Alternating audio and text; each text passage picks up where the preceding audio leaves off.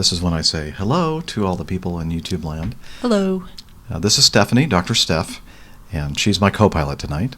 Oh, we're even sitting in the right orientation. Yes. Look at that. And it shows up correctly on the screen there, too. Yeah. We're in Charlotte, North Carolina, and I thought, it's time for me to record a podcast, so you have to help me. Glad to be of assistance. Good. Okay. So, let's see. Important thing here on that is to make sure that it's recording. And it is. And let me do one more sound check. Flight 209, you're clear loud. for takeoff. Roger. Mine is a little loud. And for some reason, I can't hear myself. Am I doing that right?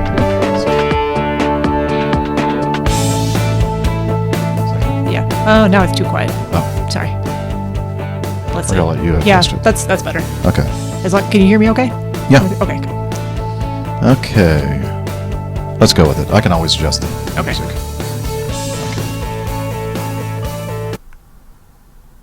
Okay. Here we go. Let's do it. Airline Pilot Guy, episode 152. Flight 209, you're clear for takeoff. Roger. LA departure. 13.9. Roger. Request connected.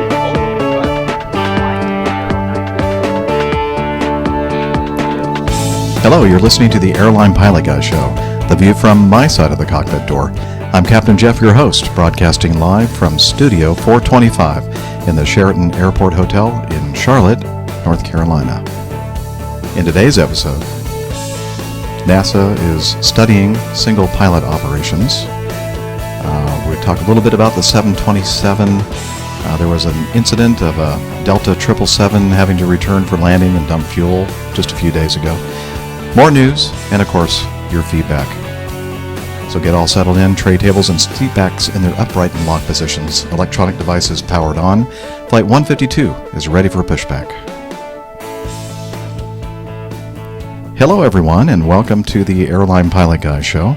As I said, I'm Captain Jeff, and I'm here today with a first officer, or co-pilot, whatever you prefer. Yeah, co-pilot works, or first officer, whatever. Okay, this is Stephanie Plummer, and we call her Dr. Steph because she is a doctor of osteopathy? Osteopathy. Gosh darn Very it. close. I always mess that up. It's the emphasis on the other syllable. Yes, well, I'm doing it the British Right. pronunciation. Right. Right? Yeah, Am I? I think so. Oh. I'm not sure. We'll have to find There's out so if much anyone in Britain controversy here. knows. But So I hope that you can hear Stephanie okay. She's using the microphone that I normally use, and I'm using a handheld microphone, and kind of a little bit of a different setup here today. I have a little bit of a latency in the earbud that I'm using, so I hope that I don't sound like a complete idiot. I normally do sound partially well, slow. no, I'm just hoping I don't sound like a complete idiot because No. I'm not used to being on You a have a- podcast or You have a radio great or voice. anything. Thank you very much. I love it. Okay, so this is the podcast premiere of That's Dr. Steph. that's right. Okay, so as usual, I have not really prepared very much, or very well, or very thoroughly, and but I thought this is an opportunity for me to do a show for this week, and well, here I'll catch you up with what's been going on. Last week I was on a 4-day trip, and that's when I recorded episode 151. I got home on Thursday, put out the episode on Friday. I was home all day Friday, and then Saturday I left on a 3-day trip that I picked up. And then, so that was Saturday, Sunday, Monday, and then today is Tuesday night. I flew all day today and go home tomorrow. So over the last week and a half, I've had 1 day off. Now, I did that to myself, so don't feel sorry for me.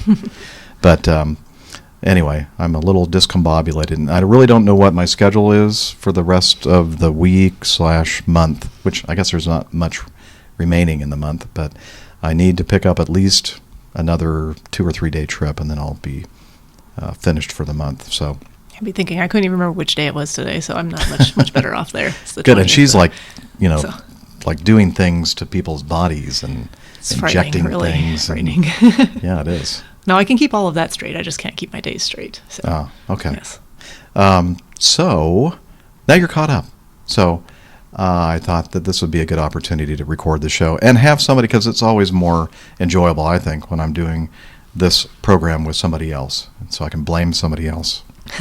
Blame my unpreparedness because I had no idea this was happening today. Yeah, I mean, I just called her. I mean, I literally, I sent you a text like just a couple hours ago?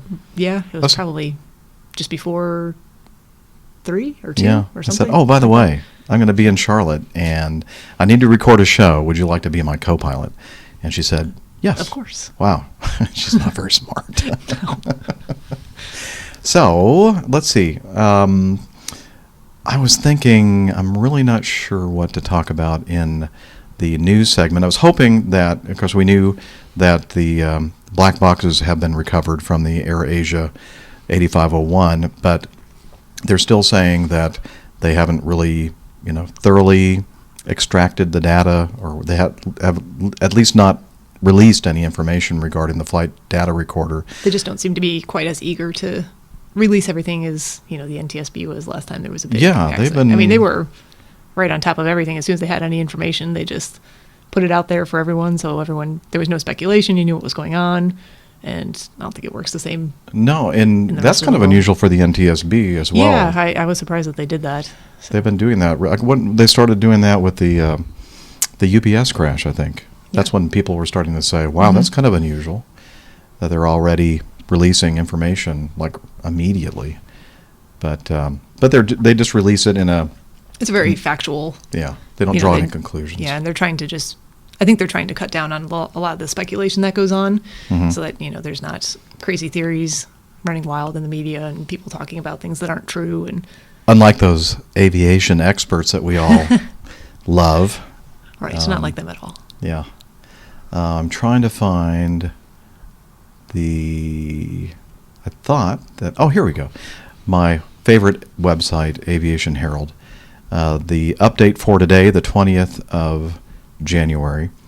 They say a total of 53 bodies have been recovered. Indonesia's search and rescue agency reported a plan to bring the large portion of the fuselage and wing up from the surface, or the bottom of the ocean up to the surface, because they believe a large number of occupants are still trapped in that portion of the aircraft.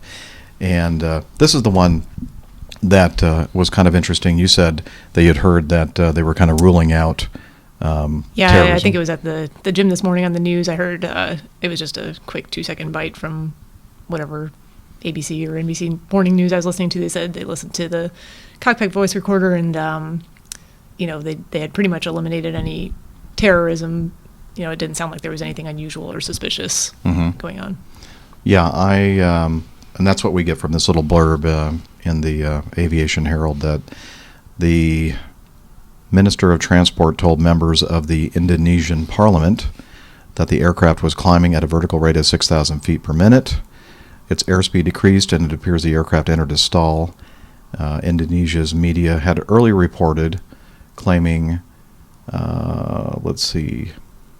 to quote members of the Indonesian NTSC, that the cockpit voice recorder has now been heard in its entirety. About half of it has been transcribed. There were only the voices of the two pilots, sounds of various warnings and cautions, but no abnormal sounds like another voice, shots, or explosions. So that's probably where ABC or whatever you were listening to got that information. And I don't think anybody really seriously thought that... No, I think if they had heard that type of stuff, they would have been surprised, but... Right. So, and as I was mentioning to Dr. Steph before we started recording, it sounds to me like this is sounding a lot like the Air France 447 incident, but I don't want to speculate. Right. Because we don't have any, we don't have the data yet. So, right. Or at least they haven't reported it. So, that is your AirAsia 8501 update. And now we'll get back to... I'm not going to talk... I said something about talking about the 727, but I never read the article. So I can say that the 727 is a great airplane. Right. Yes. You could just provide a first-person account on it. Yeah. And maybe next time I can talk more about that. But in the meantime, what I can talk about is an incident that occurred just a few days ago, I guess last Sunday, out of Atlanta. The airline that flies a lot out of Atlanta, Delta Airlines, had a 777 going from Atlanta to, I believe, Narita, Japan, was on the initial climb out after taking off out of Atlanta's runway 27 right, when the flight crew of another aircraft taxiing on a taxiway near the end of the runway reported seeing smoke off the left-hand side of the 777 upon rotation, possibly smoke from a tire while passing the Pappies on 9 left at the other end. The crew leveled off at 7,000 feet, declared an emergency, and returned to Atlanta for a safe landing on runway 27 right. The aircraft vacated the runway, stopped on an adjacent taxiway, requesting emergency services to check for any fires around the aircraft, advising that the inboard forward brakes of the left-hand main gear indicated higher than all the other brakes. And emergency services did report seeing smoke from the left side during landing, too. This is interesting. It says, following examination and repairs, the aircraft was able to depart again about 2 hours on the ground. It doesn't seem like a very long delay at all. No. That type of thing. So maybe they just went out and replaced the brakes or something on that particular wheel.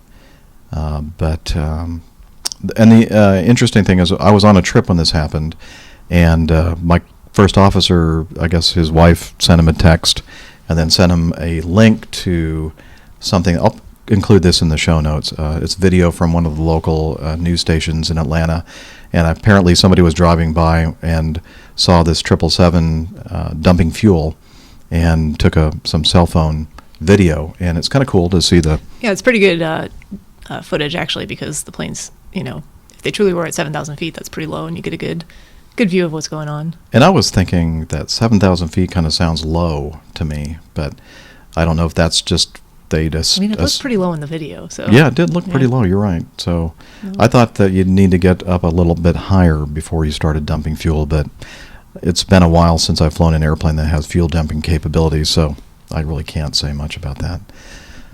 So, and this from Aviation Week in Space Technology, they have a Person of the Year, basically an aviation Person of the Year. And I thought, well, this is strange. They picked Mr. Putin, what is he, the Prime Minister of, what is his... Is he the Prime Minister or the President? I feel like I should know that. Yeah, you should. I should. Yes, President. It's President, okay. We'll edit this. Got it right. And she knew all along. She was just playing along, trying not to make me feel bad. So President Putin was named by Aviation Week in Space Technology as the Person of the Year, and I'm thinking, what? First of all, what does he have to do with aviation? Well, I guess, being notorious and being newsworthy doesn't always necessarily mean a positive thing, and of course, in this case, it's a negative thing. He's done several things in Russia to kind of squelch aviation, including commercial aviation, and of course, a lot of people think that he had something to do with the shoot down of Malaysian, what is it, 17? Yeah. I think it was 17.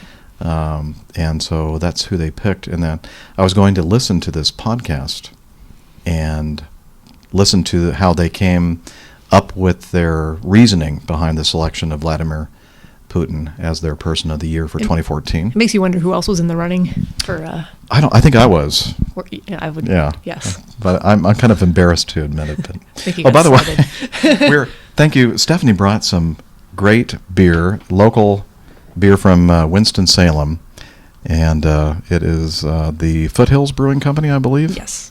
And the January IPA of the month. Okay, January. Is that just what it's called? I think they're calling it Barley because that's the dog's name. That's only yes. If you're watching the video, you can see a picture of a drawing of Barley on the front. What a great name for a dog. A brewery dog, nonetheless. Yeah. So, anyway, it's a great IPA. I'm my throat is parched, so I have to partake. Okay, so you know what?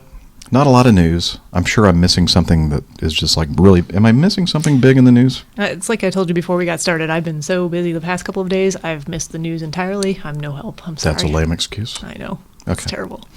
Well, let's... you know what? See, I'm so discombobulated. I love that word.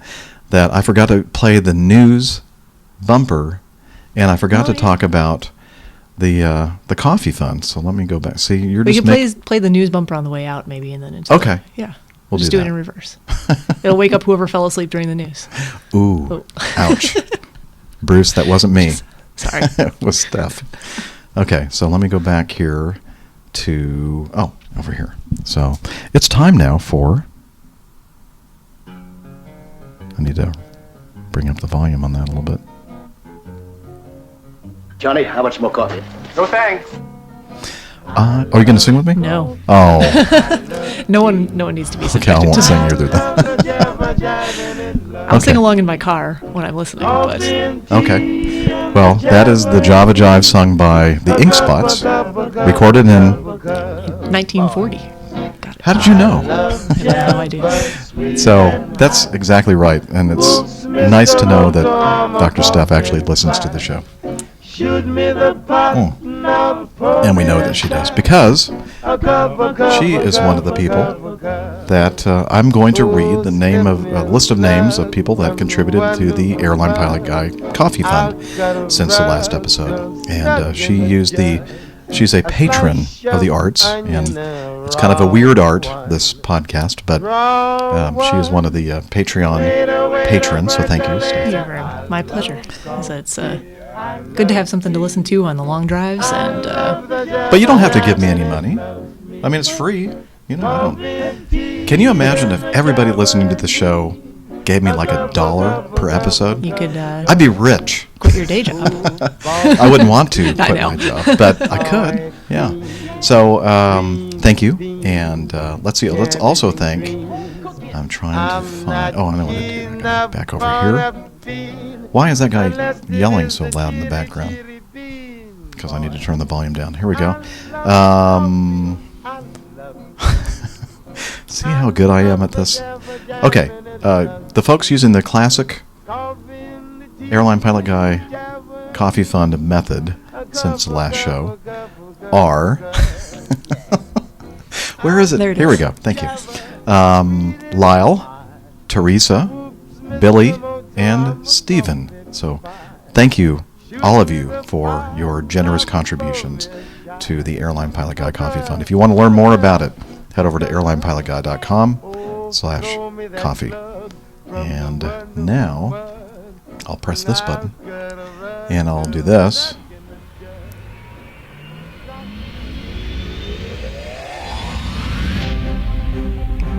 That's the news bumper, but we've already done the news. So I'm going to fade it out. And I'm going to play this. Are you ready, Bruce? I must have really turned the volume down.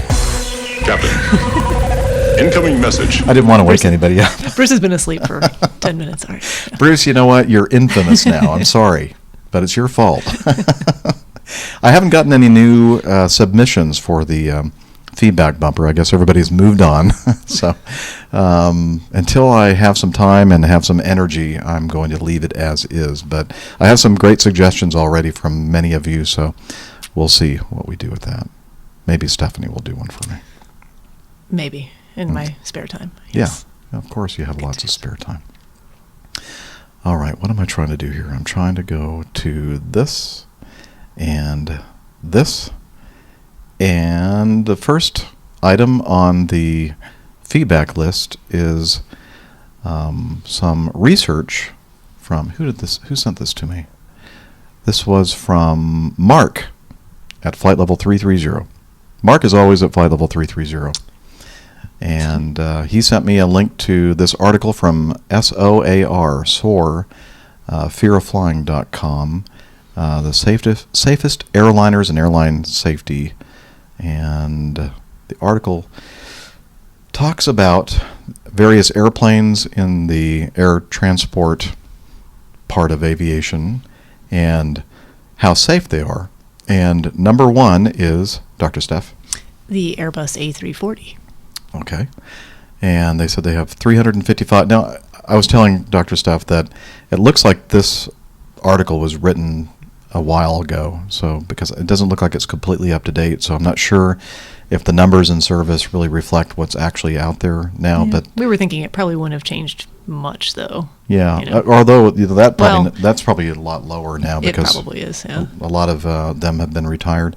355 it says in service, and the A340 has approximately the same number of flying hours as the 777 and remains accident-free, making it number 1 in safety.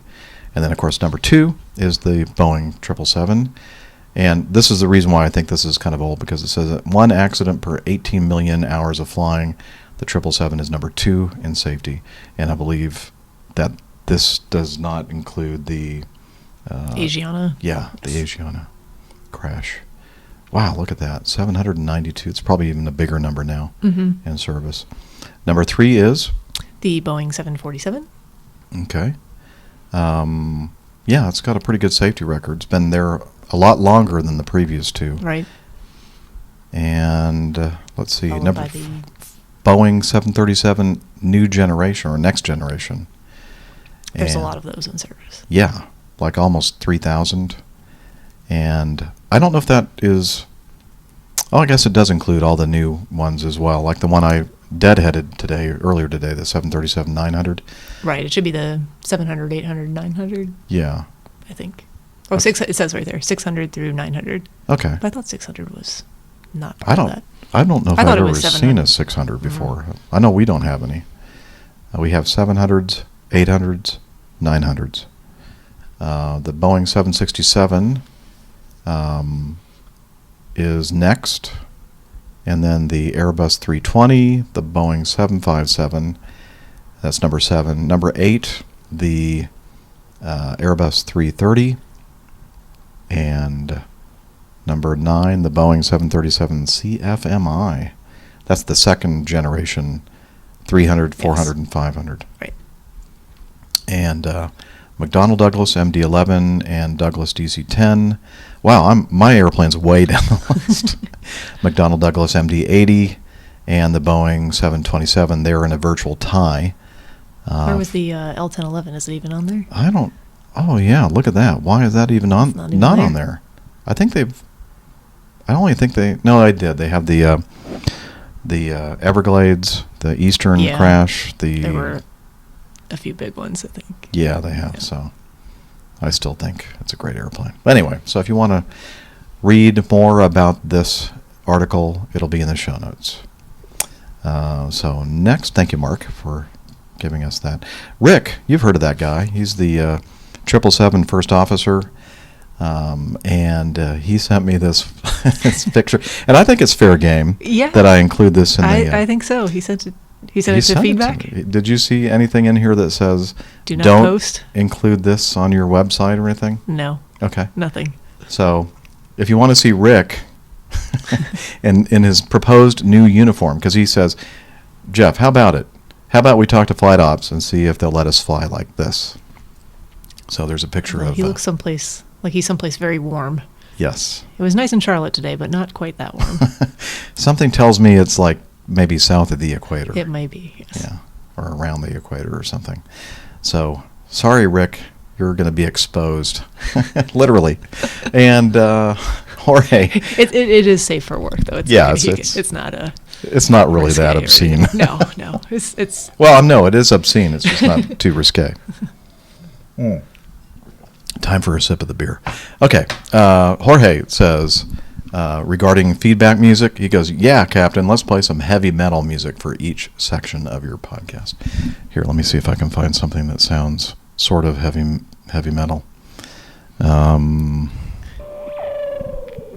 is it not playing? My goodness. it's not that loud.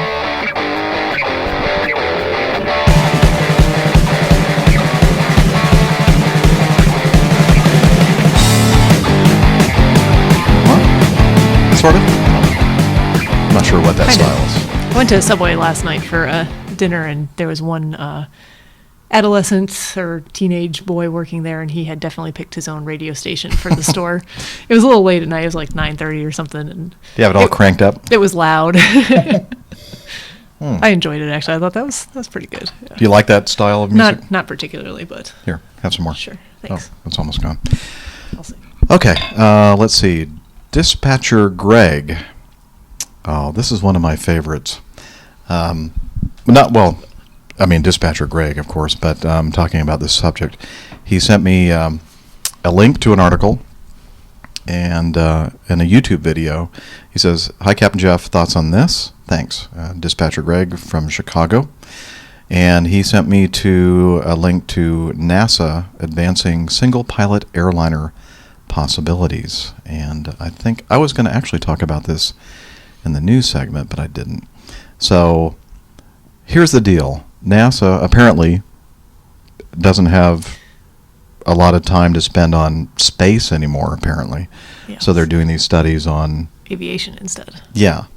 And they're advancing an airliner flight deck of the future that features one seat in the cockpit for a captain and one on the ground, occupied by an operator filling the role of either super dispatcher or first officer. The research, while rife with political and public ramifications that could far outweigh the technical challenges, is far less science fiction than it was 3 years ago. And so basically what they're doing, they've determined that they can have a guy on the ground, like our present-day dispatchers, that provide us a lot of support and information and planning and that kind of thing, and monitoring, which they do currently. And Greg would agree with me, and Mike and Tom. But what they're going to do is basically do that, and they're going to become first officers for as many as 12 flights at the same time. And That just sounds like a terrible idea. oh yeah, no kidding. And then You don't need any aviation background to. well, I don't know what think kind of that's a requirements they're terrible going to idea. have to be a super dispatcher, because okay, here's the deal. So they're flying along, they're monitoring all these 12 flights, and they have graphic flight following and stuff like that. And if a captain needs their assistance to, let's say, fly the airplane, or if the captain is incapacitated in some way, apparently they can make the super dispatcher become their actual dedicated first officer. And they claim that they can fly the airplane from their computer station on the ground. And in the video, which I'll include in the show notes, it shows this big tablet touchscreen thing that has a depiction of the flight management computer, etc. Kind of like what the people that listen to the show who are PC simmers, this is the kind of thing they're used to doing. They'll have this whole display, and they'll be able to click on things and make the flight management system do this and that. But there are no, in the video that I saw at least, there were no controls, like Right. flight Like controls. A joystick or a No. side stick or something. And so it's basically flying the airplane through the flight management system, through a link, through the radio waves. Some sort of data Yeah. link or communication. And I'm thinking, okay, so let's say that I'm up there flying the airliner, and I have a heart attack. And I'm not sure that there's only so much you can do with the controls that you have in front of the super dispatcher's desk. Right. I didn't see any. Maybe they have a way to lower the gear and configure the airplane and everything else. And I guess if the flight management computer and the autopilot was working, then they could probably safely bring it down. Right. But you'd have to have everything else going, as it should, without any complications or complicating factors, and that's almost never the case when there's truly an emergency going on. No, because let's say you're having, here we go. We're having an emergency, and it's very stressful for me, and I'm doing everything I can, and I'm having my super dispatcher become my dedicated first officer, and he's flying the airplane, and I'm telling him what to do and where to, descend to this and go here, and I'll work the checklists, etc. And let's say that the problem that we're having is the fact that the autopilot is not working. And so we're having to manually fly the airplane. And let's say that at that point, I have a heart attack and I become Right. incapacitated. Well, Right. what's going to happen now? Yeah. I don't know. I just there's really... all kinds of scenarios that you could think of where you definitely need two people there. Both, not just someone to fly the plane and someone to run checklists, but, having that extra set of eyes and ears Right. and the tactile, and visual cues and everything else I don't think you can replace that with No. someone on the ground. I, I'm trying to think of a good scenario where you would need that, but I'm sure no, there's a lot of people would say, well, dozens of them. Captain Jeff, I mean, you're just worried about, your job. And of course, this is not going to happen in the next 9 years. In 9 years, or actually less than 9 years now, I'll have to be retired from flying Part 121 carriers in the States. So I'm not worried about my job because this is not going to happen in the next 9 years. It's probably not going to happen in the next 20 years. And I hope that never happens because I just don't think this is a good idea. I've seen how the autoflight systems occasionally will just say, I'm not going to work for you anymore and you have to Right. fly the airplane. And then, there's stuff like disruptions in the atmosphere that disrupt radio communications and data Sure. link communications. And so once you sever that line, I think that the whole ball of wax goes. Right, and I don't know that it necessarily makes anything safer, which is what I think a lot of the general public thinks by automating things and putting someone overseeing everything makes things safer. But, they always go back to that Swiss cheese model of accidents occurring, and it's not just any one thing that makes things go wrong. It's still going to be a series of unfortunate events that happen to combine to make a bad outcome. So, the same thing happens in medicine. Bad outcomes aren't just one mistake or one person not seeing something or one thing going wrong. It's a number of things, and, having someone on the ground who can oversee all of that is not going to eliminate that type of problem. Right. You know what? I just realized that I'm just making the assumption that people know that Dr. Steph is a pilot. Oh, yeah. I don't know if you've ever. Yeah. I mean, in previous episodes, but we might have some new listeners. It was a long time ago. The reason why I know Dr. Steph is because she provided feedback in the past. Because she is. Have you gotten your commercial? Are you still working on your commercial? So, well, if we want to go back into all of that to bring you up to speed on what I've been doing for the past 6 months is not a whole lot of flying, except for in the past 2 months I've gotten back into it again. And I was actually scheduled to take my commercial check ride on my birthday back in May of last year. And a week before that happened, the plane that I've been renting and flying, someone had a bit of a firm landing and required a lot of repairs to the plane. They really pranked it on. Yeah, it was. You're it was being not so nice. Pretty. Well, I didn't see the plane. I don't know what actually happened to it. I just heard it was bad. Oh. So, the plane was. They said, well, it'll probably be fixed in 2 weeks. I was like, okay, good. So I just kind of hung around, and I was like, well, another 2 weeks. Well, 6 weeks. Well, maybe like 3 months. So I got tied up in doing other things and. Moving and bought a new house, and all of a sudden I looked at my calendar and I said, it's been 6 months since I've flown an airplane. Mm-hmm. So I got, back up with an instructor, and that was back in, I guess, the end of November, December. So I've been back out flying, and I'm ready for my check ride again. I just have to schedule it. And you go all the way. We're in Charlotte, and you go all the way up do to go Winston-Salem, right? Yes. Okay. Yes. How far of a drive is that?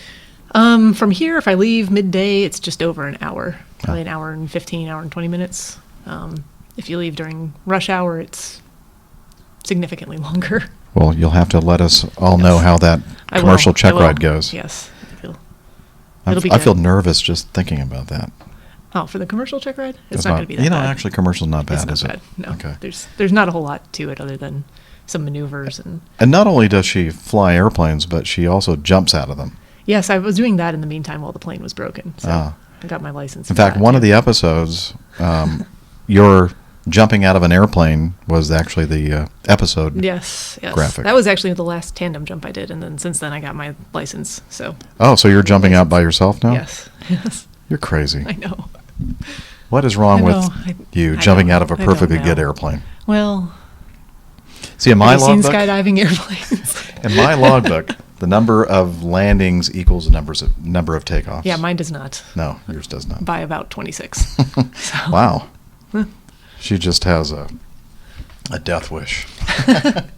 Just kidding. No, I'm sure it's very, very safe. It's exceptionally safe. Okay. I mean, I don't know what NASA would think about or who was talking about safety stuff. The other thing we were talking Those about. people. Yeah. These people, fear of flying. Fear of flying, yes. They probably would not agree that it's a safe activity. I don't think anybody in this organization would be jumping out of No, airplanes. no. I just don't think Although, so. I've encountered a fair number of people who the first time they get in an airplane is to do a tandem skydive. And I think that's pretty gutsy. That is gutsy. So, A little crazy. yeah. Well, apparently, I think this is from Mark 330 as well. This is a Huffington Post article. It talks about the Air Force is worried that no one wants to be a drone pilot. Now, of course, they're talking about military drone pilots. And, Yes, everyone wants to be a civilian drone pilot, though. right. We got one for Christmas, just a little Did you? one. Oh, you'll have to tell me. Yeah. So tell me about that. Oh, What I'm do a you have? terrible drone pilot. Not good at I thought they all. were easy to fly. Well, this one may be a little bit on the less expensive. Oh, it's like end one of those $50 Oh, yeah, ones. it's cheap. But both my boyfriend and I were terrible at flying it. There's been a lot of crashes where it ends up upside down. We haven't even turned the camera on it yet because we can't seem to get it to fly for long enough to actually take. It has a camera on it? It does have a camera on Oh, it. so it's not the super cheap one then. No, well, it was a gift, so I'm not sure how much it actually cost. But I thought they had like a system on it that, like, if you let go of everything, it would just like gyro stabilize and then just kind of land itself. No, No? that Oh. doesn't happen with this one. This one Like- ends up upside down quite a bit. That's I thought it'd be kind of fun to fly one of those or play with one of those. Actual piloting skills do not translate well to drone piloting skills. Okay. Then maybe I'll stay away from them. The Air Force is exploring ways to make being a drone pilot a more desirable occupation as it faces operators who feel overstressed and underappreciated. So apparently they're a little concerned. I don't have the full article here in front of me, but I'll have it in the show notes. I did read it, and they're talking about the fact that they're just having a really tough time of recruiting people to become pilot. I mean, for a while there, I don't know if they're still doing it, that the guys who were going through the guys and girls who were going through normal pilot training, a certain percentage of them would end up flying or being drone operators or whatever you want to call it, and that was kind of a bummer because you spend a year flying real jets, Right. and then all of a sudden you're in a little, I don't know, little trailer or cubicle or whatever those things They are. look like cubicles. Yeah. From what I've seen. Yeah. And they're really long hours, and then the psychological toll has got to be high too because they're killing a lot of people Sure. with those things, and they're on the other side literally on the other side of the world. That's got to be a thankless job, and apparently they're having trouble with it, and I guess they're also having trouble getting funding as well. So anyway, if you want to read more about that, the link will be in the show notes if I remember to put it there. And then who sent this to me? It looks like Tom Seagraves sent a link to a YouTube video, and it's a time lapse of the approach operations at the three big New York airports: Newark, New Jersey, LaGuardia, and JFK. And you should look at it; it's really cool. Yeah, I love watching stuff like that. It's just kind of Mesmerizing. Yeah. Okay, now from Kappa. Now, how would you pronounce this? I always mess this up. Desao. He's going to get mad at me now because I'm not pronouncing his name correctly. Anyway, he writes something here that I can't pronounce, No. and I'm not sure what language it is. Maybe Klingon. Maybe there's another. And there's It might be, you know what? capitalized letters in It's strange probably places. it's probably Delang. So anyway, Captain, as coded paper sheet scared everyone in your business is, I have no problem understanding why the scaredy cat cabin. Okay, he's talking about the United crew, 13 flight attendants that were fired because they refused to fly the airplane that had some Right. kind of a sinister message on the tail. And he said, I have no problem understanding why the scaredy cat cabin crew didn't want to fly with a plane marked for final departure. Literally final departure. Right. Terrorists lurk everywhere, You'll even find them hidden in the space between the two dots of a colon. Okay.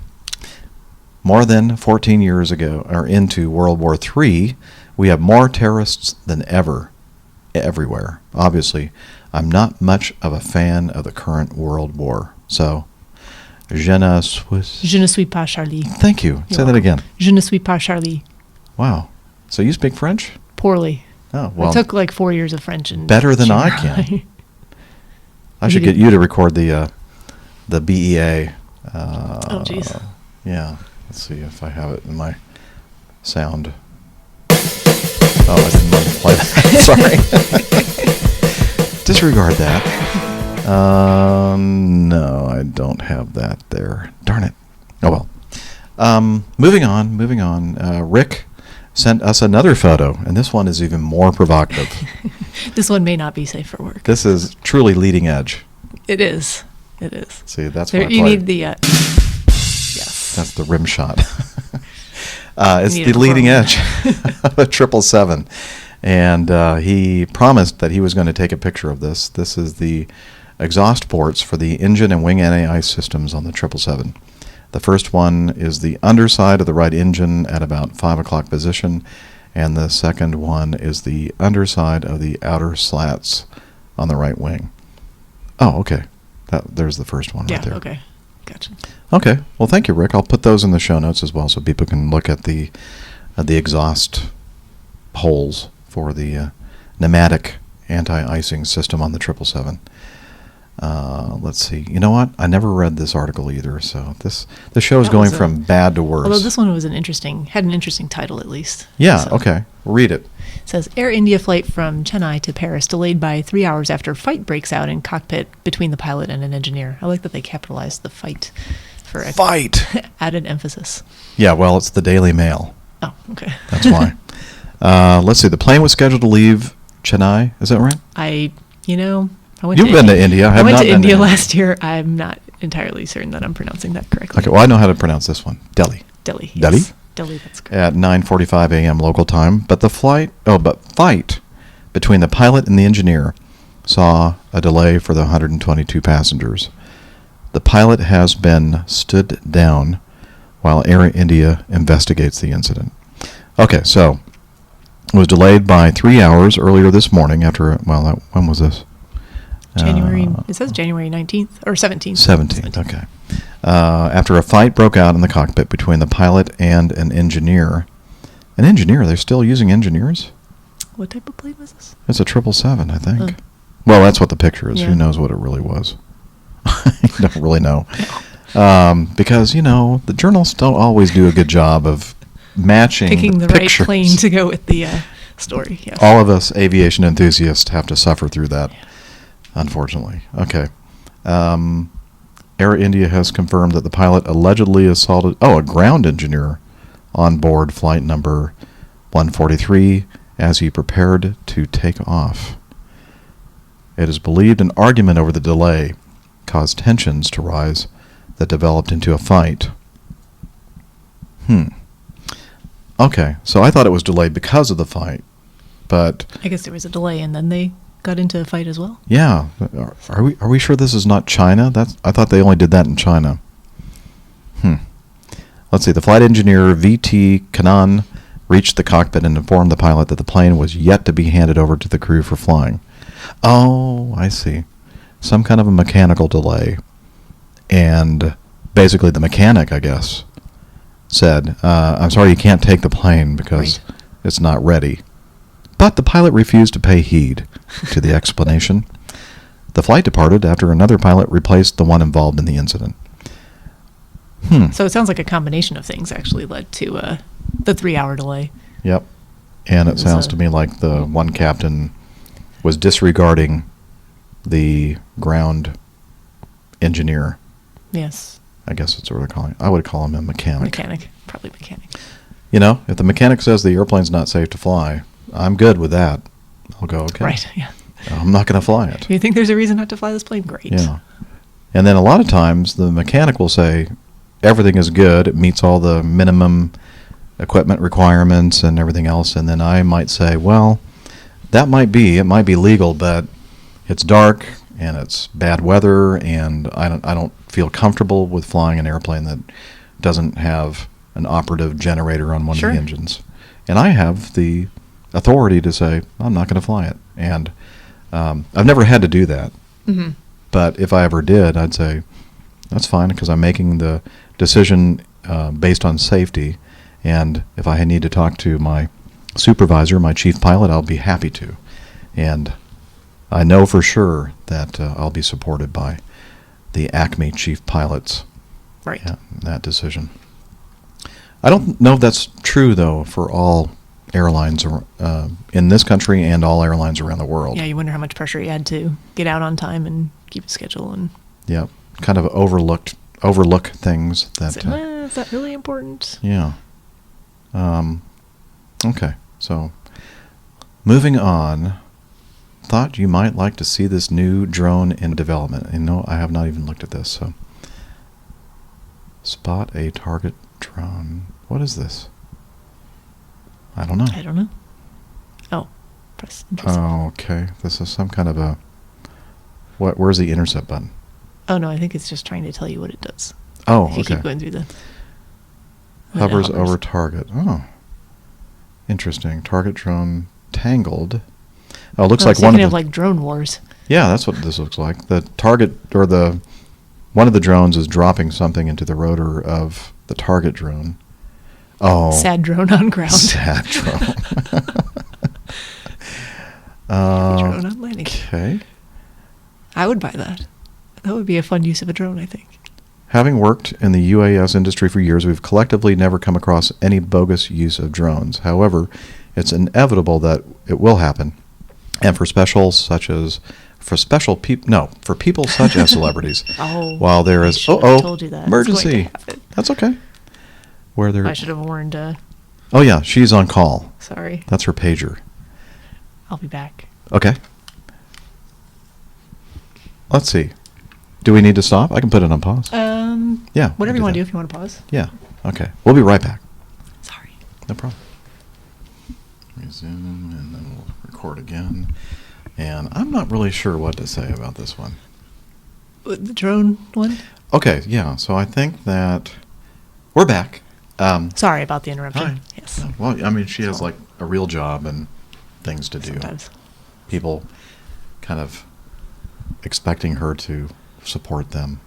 Well, and I, shot myself in the foot here by saying, oh, I rarely get calls during the week, and I'll probably be quiet. And I apologize if I woke anyone up with the harsh noise. beeping noise.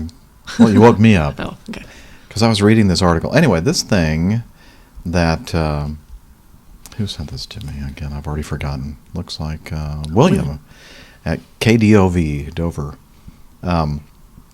We're trying to decide how to pronounce RAPERE. Rapier? Rapier. Rapare. .io. What's IO? I don't know what country extension that is. I don't either. Well, anyway, it looks like it's some kind of a thing that this company is thinking about making, or maybe they've already made it.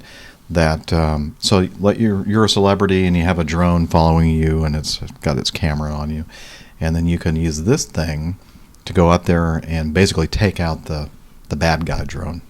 Right. It looks like it just drops. It almost looks like silly string or something into it. Yeah. Tangle line. An anchor. Anchor. Yes. I don't know. Let's see. How does it work? Lots of 12 high frame rate, moderately low res cameras pointing in every direction, with structure from motion being used to guide the drone to its target, hovering above the free floating target drone. I don't know what that means. But anyway, if you want to check this out, we'll have a link in the show notes. That's rapere.io for more information about that. So if you're a celebrity listening to my show, my first question to you would be, why? I'm not going to say it. I was going to say, if you have a problem with pesky drones following you around. Yeah. Look up this. Or if you want to challenge your neighbor to a drone duel. Yeah, now I have seen I think that would be fun. drone fights. Yes. Kind of like those robots. They have they do those robot wars that try to destroy each other. Okay. Hey, you know what? We have not had any audio feedback yet, which is kind of unusual. So let's see. And you know what?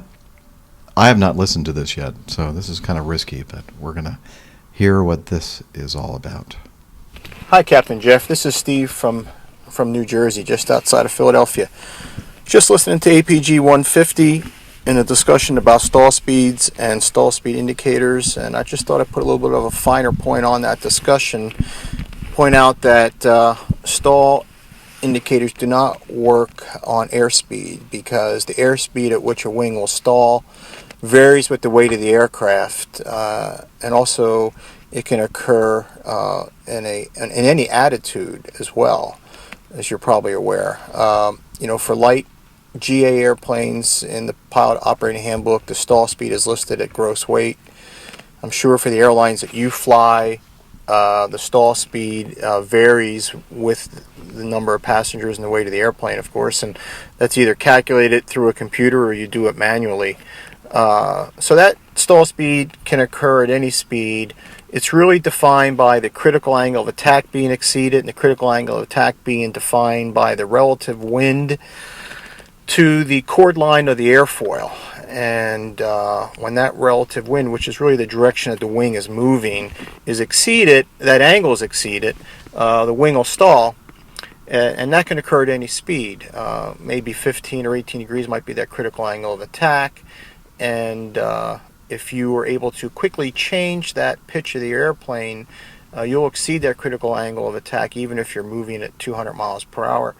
There's some really great examples of that. On YouTube, you will see some of the fighter jets and some of the other modern fighters who are able to change their pitch attitude very quickly coming out of the bottom of a dive, and they pancake into the ground, not because they're going slow, but because they literally stall the wing at a relatively high speed because they're able to quickly, they have the elevator authority to change the pitch of the airplane very quickly. And I do flight reviews with students, and I love to discuss the fact that the stall speed does increase in a turn, like a 30 or 60 degree bank turn, because, for example, in a 60 degree bank turn, the airplane is pulling 2 Gs by default, and the airplane thinks it's twice as heavy, and hence that stall speed increases quite a bit in that turn. And that's a great example, I think, going back to the story you told about the student in the Air Force who, when you were there, he killed himself in the pattern because he G'd it up in the turn, as you put it, because in a turn the stall speed increases, and if you don't increase your airspeed in that turn, or if you're very close to stall speed in level flight and you go into a steep bank turn, you will create a stall. Anyway, maybe that's too much information, not sure. I love the podcasts. Keep them coming. I love listening to them while I'm walking my dog, and I love listening to them when I'm flying in my mall airplane, which I think I've sent you some pictures of, and I love also listening to them while I'm towing gliders. It keeps my mind occupied. Keep it up. I know it's hard work to put these out, but a lot of people love them, and if you're ever in Philadelphia, let me know. The beers are on me. Thanks. That sounds messy. The beers. Beers are on me. There's some good beers in Philadelphia. Yeah. South Jersey. I did med school in South Jersey, just outside of Philadelphia, so probably pretty close to wherever Steve is from. Well, you'll have to come up there, and then we'll all three have beers on Steve. No, we're going to pour our beers on Steve. Yes. That seems like a waste of beer to me. It does. It's beer foul. Thank you, Stephen. Yeah, good explanation of. And yeah, those pictures of the mall, MAUL, I think, MAUL, whatever. Beautiful airplane, and towing gliders. That sounds like a lot of fun. And I'm assuming that he's probably a glider pilot too. I would love. Maybe. Have you ever been in a glider? I have not. It's on my list of things to do in Me too. the near future. I would love to do that. Actually, where I used to live I've giving the impression that I've lived all over the place, which I have, but she's such an exotic person. I know it's really not that exciting. No, where I used to live in Eastern North Carolina, there was glider instruction not far away. So I'm sure I've told I'm sure this. there is somewhere around here too. I just have to find it. Speaking of gliders and North Carolina, when I was on a student cross country and I was the instructor, I let my student, what was his name? Wayne Bytel, I think. And if you know somebody named Wayne Bytel and he's an airline pilot, it's probably a different one. Not the same person at all. No. So he planned this low-level portion of our student cross country because we had certain things we have to do, like on their syllabus.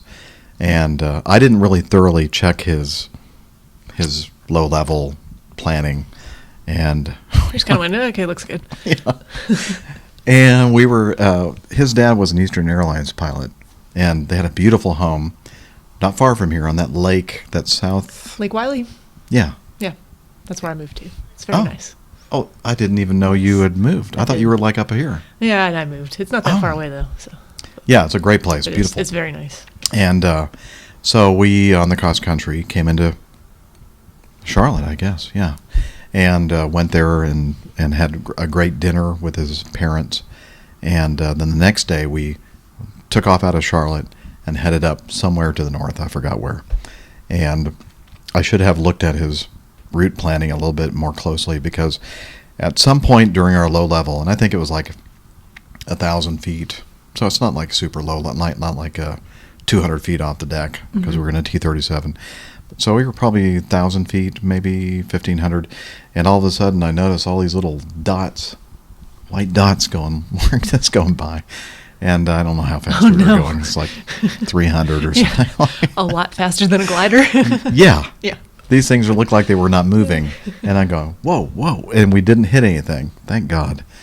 And then I did a little bit more looking into where we had just flown through, and it was like one of those glider activity areas. Yeah, they put a little symbol on the chart. Yeah, for you. apparently I didn't see that. And thank goodness we didn't have Oh, geez. mid-air collision with a glider. So anyway, I have a lot more stories like that, unfortunately. Okay, moving on. Thank you, Stephen, for your anecdotal experience with stalls, and talking about that with your students. And yeah, anytime you G up an airplane, or the acceleration forces increase, the margin for the stall, or the stall speed, really increases quite dramatically. That thing keeps getting too bright. How do I keep that from happening? I'm talking about the video here. I don't So know. those, I shouldn't even mention that. People are listening. Most people are listening to us via audio only. They can't see us. They can only hear us. So anyway, okay, moving on. Thank you, Stephen, for sending the feedback. Great feedback, and thank you for supporting the Airline Pilot Guys show. The coffee fund. I'm trying to.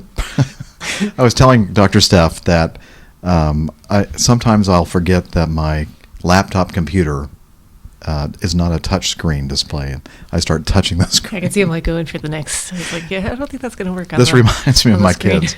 Do you remember there's a commercial about, like, they're watching television, and I think the doorbell rings or something like that, and the kids go, that's the TV, Grandpa. That's the And they always give me a bad time. And I go, okay, I'm not that bad. Not yet, anyway. But apparently I am. I'm touching the screen of my laptop computer. Okay. So, and Stephanie's pointing to the Like, trackpad. You idiot. Okay. just a friendly reminder. Thank you. You're welcome. I found a doc on YouTube, and it's called... last show, Travis from Australia talked about a documentary about the Airbus 340, and he found the documentary on YouTube, and it's called Airbus, the Airliner Profile History of All Models. And he was talking about the fact that the Airbus 340 actually can be somewhat fuel efficient based on certain conditions, but kind of tying into that discussion we've had for several episodes about the fact that many of the 4-engine airliners are kind of heading to Becoming obsolete. the boneyard Yes. because of the cost of fuel and everything else. So, so do a search on Bing or Google or Dogpatch. What are some of the other Oh, I search don't know. engines? I just use Google. Me too. That's what I use. But look for Airbus, the Airliner Profile History of All Models. Okay.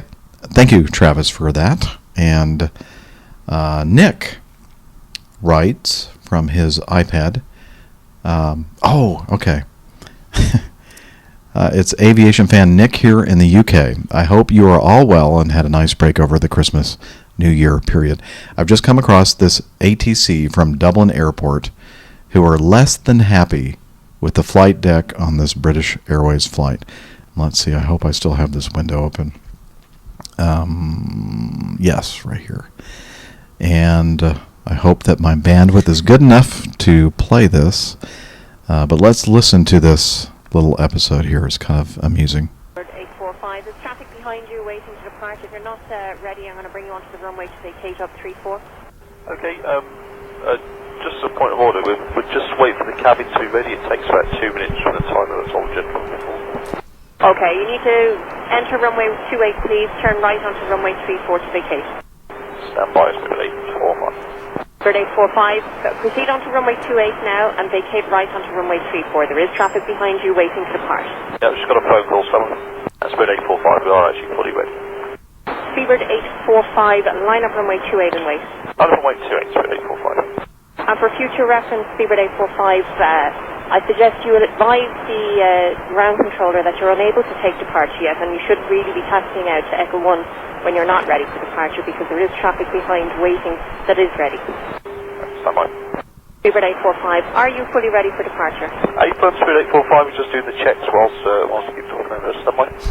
Okay, negative. Turn right, please, onto runway 34. That's the third time I've asked you to vacate onto runway 34. If you're not ready, turn right onto runway 34. Madam, we are fully ready. We're just trying to complete the checklist when you just interrupted our checks. Stand by. Negative. Turn right onto runway 34. I've asked you 3 times now. Turn right to vacate onto runway 34. Runway 145 Yankee, Roger, copied. The LSA will not be protected. Oh, that's the ground 145. Except when I instruct you 3 times to vacate because there is traffic behind you. Spirit 845, Roger, what would you like us to do now, madam? As I said, I'll let you depart at wind 250 degrees, 17 knots, runway 28, clear takeoff. Clear takeoff, Spirit 845.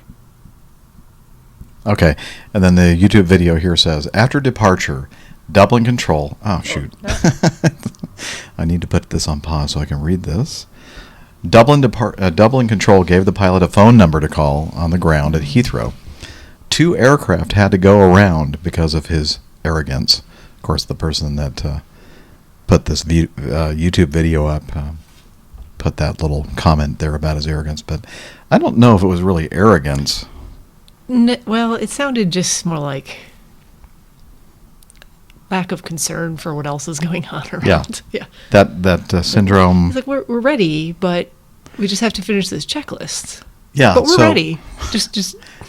So, what is the definition of fully ready?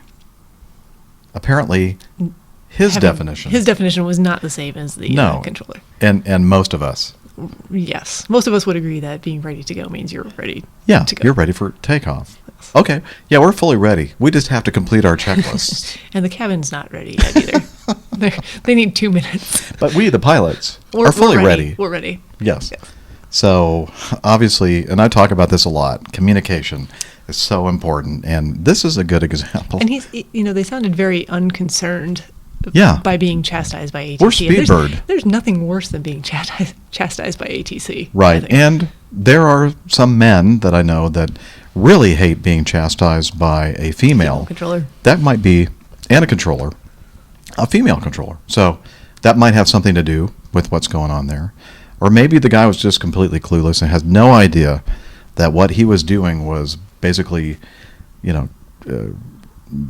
messing up the flow of traffic behind him for people wanting to take off. But then at the very end, they talk about the fact that 2 airplanes trying to land had to go around. I guess you could say arrogance then. Yeah. I mean, you have to be aware of what's going on around you. And if you're not, then whether it was intentional or not, it's probably still a form of arrogance. So could you say, what would be the combination of arrogance and ignorance? Well, I was trying to combine those 2 words in my head. They sound very similar. They do, yes. But I think that would probably... maybe they're on a spectrum. Yeah. That would be the right answer, I think. It was not only arrogance, but ignorance, perhaps. I don't know. So that was interesting, for sure. So let me get back here to this. And thank you very much, Nick, from the UK, for sending that in. He writes, it sounds to me that ATC were in the right here and the BA flights simply weren't ready for takeoff. What do you think? Yeah, I think Yeah, both I agree. Stephanie with and that. I agree with that. I'm used to the cabin crew giving the safety demonstration as the aircraft is pushing back and taxiing out, so you can describe the interactions that take place between the flight deck and the cabin crew to ensure that the cabin is ready and you request takeoff clearance. Okay, yeah. Yeah, and I'm trying to remember. I flew into Dublin once, and there's only one fairly long runway, if I remember correctly. Maybe there's two, but I don't know. I've never been there. yeah. So So they're definitely clogging up the works. well, with, you know, there are a couple different ways that you can kind of keep track of what's happening in the cabin. You know, when a PA is going on, there's like a little light that's on in the overhead, at least in my airplane, and a little volume thing. If you see the little needle, actually, Someone's talking. Yeah, somebody's talking, or they have a video going on other airplanes. What I do, as I've mentioned this many times, is I monitor the PA system. So, you know, I always have that in my ear, and I know that either somebody is talking on the PA or the video is going on, and so I know what's going on back there. And so that's coordination is important, especially if it's in a place like Dr. Steph says that, you know, it might be a short taxi out and it's only one runway, and you know, Yeah, I think there's not a lot of time in Dublin between when you push back from the gate and when you get to the actual. Apparently runway. not. There's not. Yeah, Okay. it's a fairly small airport to begin with. So. Okay. So maybe they could have done a better job of coordinating, you know, the whole safety demonstration and everything else. I've noticed, you know, it used to be when I first started flying for Acme years and years ago, the safety demonstration wasn't performed until we were well into our taxi out to the runway. Now, it's like it's before we even. Probably as soon as the door closes. Right? Yeah, it's like within just a few, you know, moments after the door closes, they're starting to do the safety demonstration, and we may not even have had clearance to push back. And sometimes the whole safety demonstration is finished before we even start moving from the gate, which is good, you know, because it's out of the way, and we know that they're going to be ready for takeoff. Some of the airplanes that have the video safety demonstrations, they have to get that thing going right away, or else they're going to delay their takeoff and possibly delay people that are lined up behind them. But I think that, let's see, what else did Nick say? Yeah, so I don't, in my airplane again, there is not a video. They're doing the safety demonstration, and the way I keep track of what's going on is just listening to what they're doing, and that gives me an idea of, you know, where they are in their preparation for takeoff. So I don't know what other pilots do, but what do you do, Dr. Steph? Mine is, you know, before we go anywhere, before we don't push back. Yeah. We probably before even we start the engine. If you have passengers with you, you're supposed to brief on how to use the seat belts and the doors.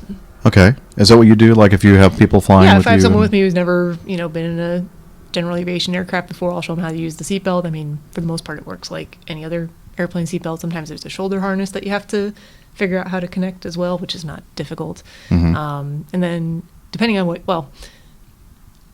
plane you're flying, you know, if you're in a Cessna, you have doors on both sides. If you're in a Piper, some of the smaller Piper aircraft, they only have doors on the passenger side, so you really have to show them how to use the door if someone's not familiar with it, because it usually has two latches. Do you also teach them how to land the airplane in case you're incapacitated? No. Well, you should do that. Watch closely. Yeah.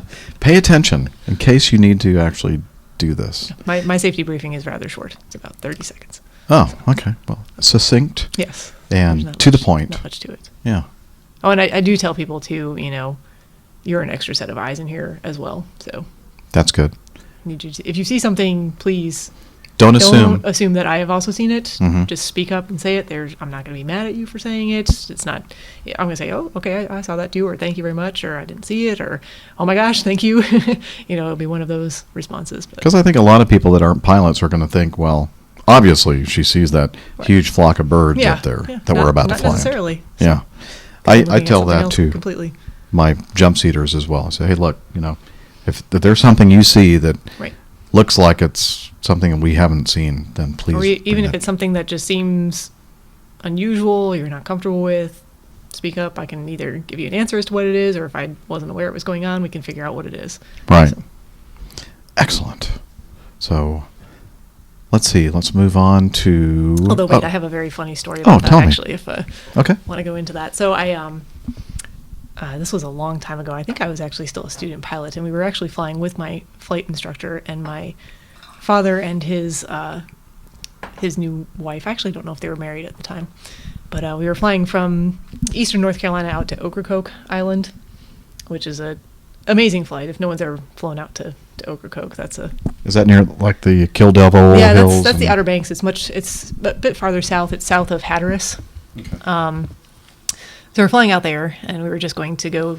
If you fly out there and land, you can call up the local pub, Howard's Pub, and they will pick you up in a golf cart from the airport and drive you down the street to the pub Ooh. for a burger and beer for your passengers. Let's go tonight. Yeah. Yeah, how long of a flight is From it? here, I don't know, what kind of plane do you have? I don't have a plane. Not going to make it. Commandeer Not going to make it. MD-80. So we were flying, and I was so my flight instructor was fantastic and still a very good friend to this day. So I actually think I take it back. This was probably the second time I'd ever flown an airplane ever. And I was sitting in the left seat, and he was sitting in the right seat. And about 10 minutes into the flight, I'm flying and doing my best to keep the plane coordinated and flying in a straight line and continue tracking towards where we're supposed to be going. And he's turned around to the back seat talking to my dad and his wife, and his wife just looks up at my instructor, and she goes, "Who's flying the plane right now?" Which was hilarious. And then he kind of explained what was going on, and about 20 minutes later she goes, "I know you guys said to speak up. There's like something dripping back here. It's like running down my and then she goes, "Oh, it's just me. I'm sweating a little bit. I'm sorry." It was very funny. How embarrassing. She was so nervous though. We got to the airport and she goes, "Where's the plane?" And we're like, "Oh, that's the plane. It was a little Cessna 172." And she goes, "It's not a jet." We said, "No." That? We're getting She's in like, that? "We're getting in that." I don't know what she was thinking, and I guess I did not explain fully what was going to happen. I just figured she knew, and she did not, and she was very surprised, and then she was a good sport and went along with it. And she flies all the time, and I don't think she's a nervous flyer generally, but Yeah. she'd never been in a general aviation. Who's flying this? She goes, who's flying the plane? Well, I'm glad right it now?" was perspiration and not something Yes, else. yes. It was perspiration, so. Oh, that's funny. She'd probably be very embarrassed if she knew I told that Well, story. she doesn't listen to the show, so I don't think she's listening. we won't tell so. her. Yes. So, Rick is back. Rick Ruiz. He signed his Supersonic. Supersonic Ruiz. He says, "I kind of feel cheated because I didn't make the news, even though my ground speed a few nights ago was higher than that British Airways 777. 673 knots is just over Mach 1. And then he said, kidding. And then he sent me a couple pictures here. Here's the, excuse me. Whoa, my goodness. It's the beer's talking. It's good beer. It's delicious. And I need to eat, so that's my excuse. Looks like he's at 296.5 knots indicated, 0.83 Mach, which is 83% of the speed of sound. Yes. But his ground speed Where's is ground speed on here? somewhere. Where is it? Is it further down? I don't see Nope, it. that's just one. Huh. Oh, no, there it is. 673? I see it. Oh, yeah, there it is. 673. And so he sends me this screen capture. Capture Yes. of off. I don't know what that app is he's using. Oh, I have something very similar. It's just a conversion app, so it tells you what the speeds are in different Okay. units. So he put in his 673 knot ground speed, and that gave him the miles per hour, 774.474,569, and that Mach 1.44. apparently at sea level and 32 degrees So, yes. Fahrenheit is 1.0445334 Mach. So now it appears that Rick has gone supersonic. You got gypped. not. Should have had the I should mention in have the news. something like. Oh, what's that? Ooh. Ooh. Oh, okay. Where is it? Yeah. Why is it not playing? That's not a good. That one. wasn't what I thought. No. Oh well. Thank you, Rick. Sorry you were cheated out of your recognition of exceeding the sound barrier. Let's see. I talked about that Sunwings flight on the last episode that was going from somewhere down south. Manzanillo, Mexico? Yeah. Is that how you pronounce it? Manzanillo. Manzanillo to Vancouver, and they elected to divert to Abbotsford International, just short of Vancouver.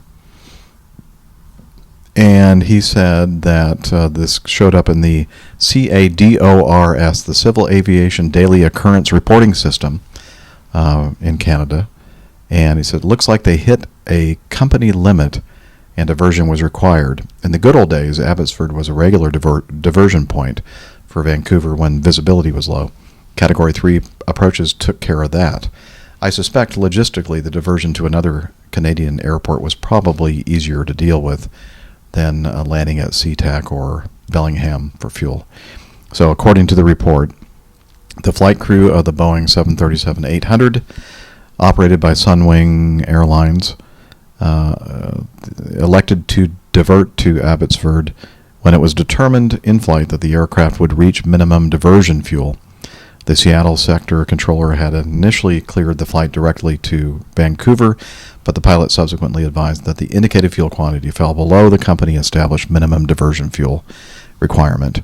The flight encountered weather, causing longer than anticipated flight time. The flight was cleared to Abbotsford. So apparently this was like a company thing at Sunwing, Sure. where they say, you will not You can't do that. get below this Yes. level. And so their hands were tied. So close. Yeah. And How far yet away was it again? So It far was- away. It's like 40 Oh, kilometers or something like that. Like Yeah. it was very close. Yeah. But and I'm sure that most people would go, "Are you kidding me? That was so close." But rules are rules, though. Yeah. You don't want they get in a lot of trouble if they broke I'm that sure, rule. I'm sure. yeah. So thank you, Bill in Victoria, for that update. And this is from Dave in Toronto. He says, on live ATC, I've heard the instructions.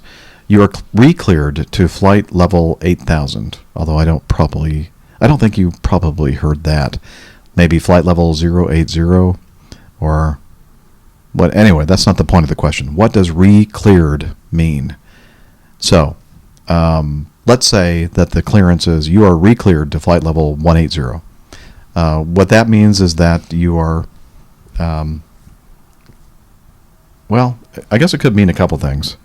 I guess it would depend on what was going on just before Right. that happened. It If could you were, be- if you were there and you had to, or if you requested a different altitude and wanted to go back to it. Or Sometimes when you're climbing out, you they might asked be you to. If ATC actually asked you to climb or descend to a different altitude, but told you to expect, back to whatever you were at before, then they could re-clear you back to that altitude. Mhm. I don't think that would happen. That's a possibility. Sometimes we have to, for conflicting traffic, they'll say, hey, sorry about this, but we need you to descend. Let's say we're at flight level 320.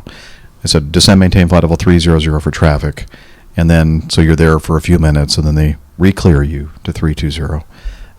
That's a possibility. The other possibility is that you're in your initial climb out or somewhere in your climb out, they clear you to say like flight level 340, and then something goes on, and they realize that I need to amend your cleared altitude, your altitude clearance to flight level 300, and then, so in other words, taking back what they previously Right. cleared you, and then they go, okay, now you're re-cleared to flight level 320 or whatever.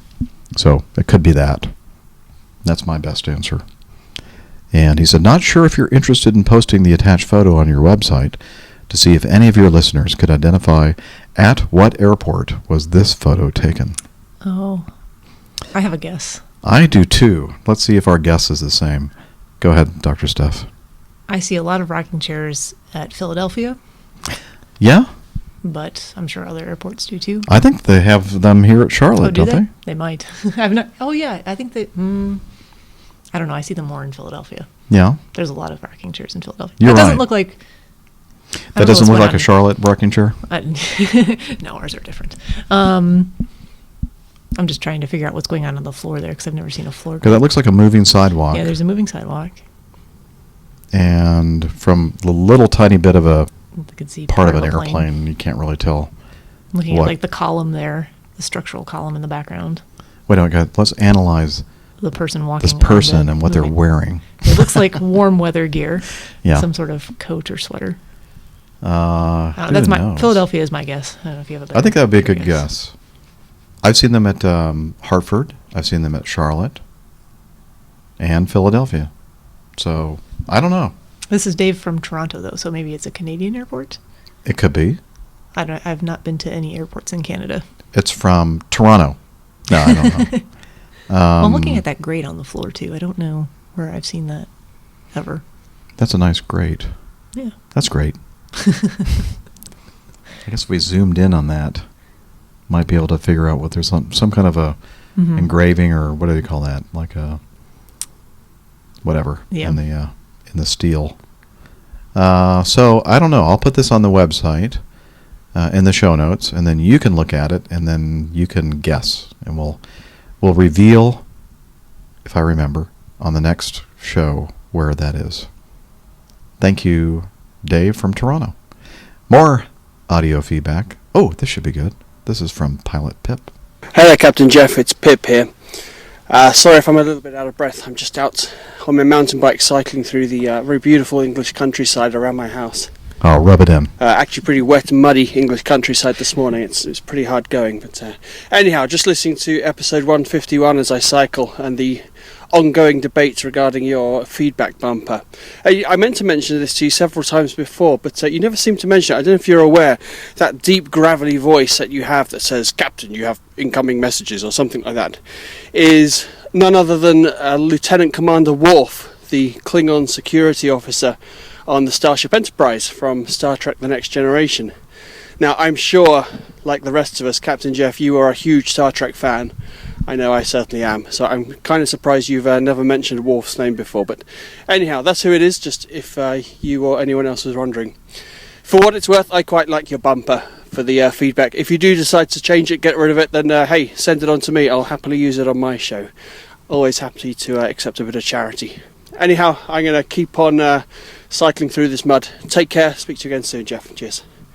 You like the way he kind of put his little podcast promo in there? Yeah, that was a good. What's the word I'm looking for? Self-promotion? Yes. Yeah, which is, and Plug, he knows. Plug is the word. I was Plug, looking yeah. for, Yes. That was a great plug. And if you have not heard of Pilot Pip and his fantastic podcast, what am I doing here? I'm trying to find the actual address. Wait, cancel. It's trying to tell me that I have new software available for one of my iOS devices.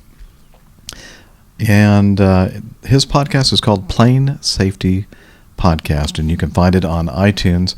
And I think it's planesafetypodcast.com. But I'll have the actual URL, if it's different from that, in the show notes. But fantastic show that he does, and he focuses mainly on safety. Yeah, which is important. And boy, I like the way he rubbed that in. He's out there in his He tried to minimize it a little bit by saying it was muddy and. Yeah. Oh. That still sounds. I don't know. It sounds nice.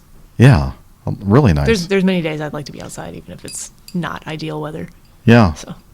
Yeah, you're definitely an outdoors person. Yes, very much so. And so yeah, thank you for the feedback regarding the feedback bumper.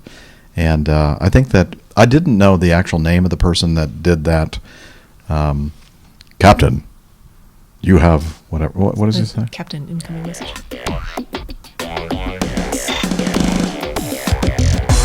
Captain. Incoming message. Incoming message. Yeah, I think that Kappa said something about Worf. I see. Being the person that does that.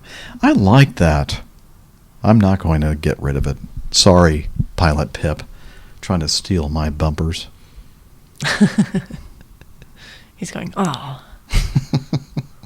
But you know what? You can use it if you want to. We can both use it. Okay.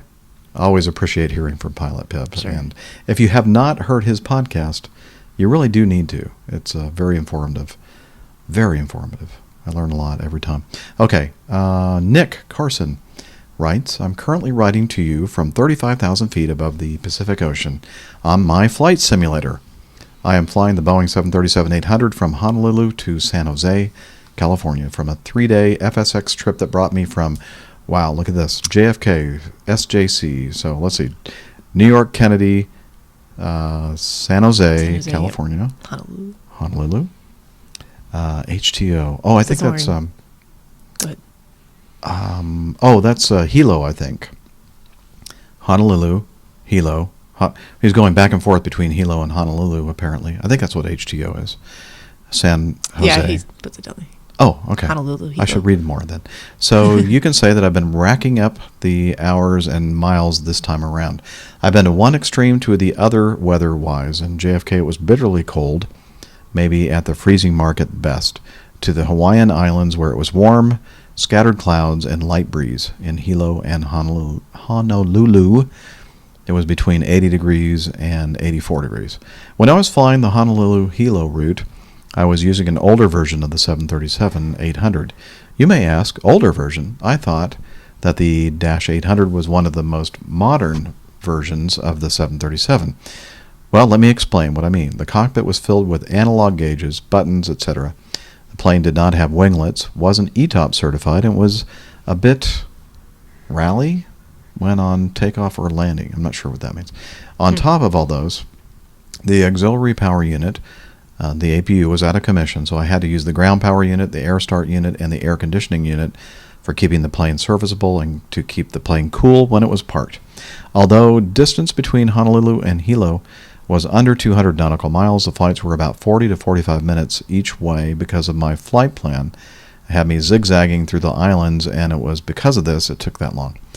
While flying into Hilo, I did either visual or RNAV approaches into the airport since the weather allowed it. On the other side, in Honolulu, I primarily did ILS Cat 1 approaches onto 8 left and took off from the reef runway 8 right. Overall, I enjoy doing these Hawaiian shuttle hops. I have some follow-up questions for you that I'll send in another email, since this one is getting a bit long-winded. I'm sorry if this is a bit too long, but I like to express my FSX, Flight Simulator X, Hawaiian flight experience to you and the community. Thanks, Nick. Well, thank you for sharing that with us, Nick. And I've actually landed on 8 left and used the reef runway 8 right, because that's what we almost always did when I did the Honolulu flying in not only the 141 in the Air Force, but also for Acme, the L-1011. And yeah, I've never been to Honolulu. Really? I've been to Maui. Oh, okay. Did. Maui's pretty, and Yes. Honolulu is really nice as well. A little bit different, though. It's more commercialized. Sure. Yeah, so I'm thanks. trying to think of what the name of the airport is in Maui. Kahalui? Yeah, Is that I right? think so. Yeah, it's like, it's something that you would not, like the identifier, I forgot what the identifier is. Oh, I don't know what that but is anymore. It's like, where is that? Yeah. And I think I've only flown in there like once or twice. Okay.